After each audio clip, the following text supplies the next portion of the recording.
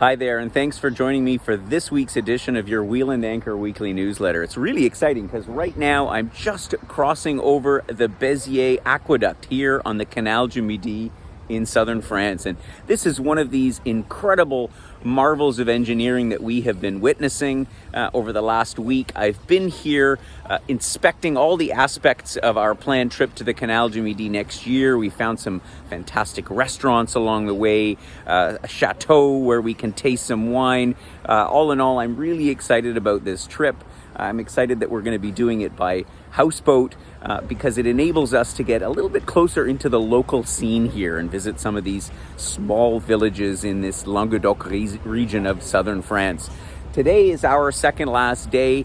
We're going to be heading down to the Mediterranean Sea before we have to give our boat back. But as I say, I'm very much looking forward to working out the details of our trip that is going to be happening exactly this week next year as part of our France Kaleidoscope program. And so, as I always say, either way, if you travel with us or if you travel on your own, you must come and see this part of France. It's really amazing, and this Canal du Midi is quite a marvel, and wonderful landscapes along the way. We've had a great trip, and as you can see, we've been blessed with some great weather.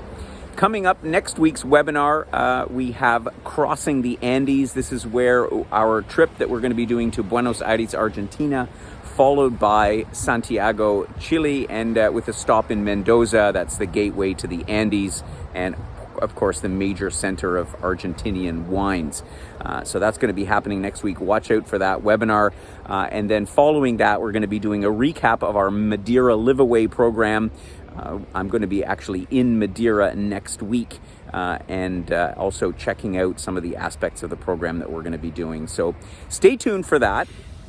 And of course, I just wanted to remark on one more thing. The breaking news just in, as I'm sure you've probably caught, Canada has now lifted the advisory against non-essential travel. You'll find the details in the link that's part of the blog on this newsletter. And so obviously it's great. It's very exciting news for us. Most of the countries that we're going to be traveling to have reverted to the regular standard advisory that was in place beforehand. This is obviously a game changer. Means insurance companies are going to have to review how they're going to be treating the situation as it relates to COVID-19 in countries. So a lot of things are going to happen in the near future. But the main thing is that it opens the door for us to travel. I think that's great news because I know a lot of our members had some concerns about what the advisory would mean.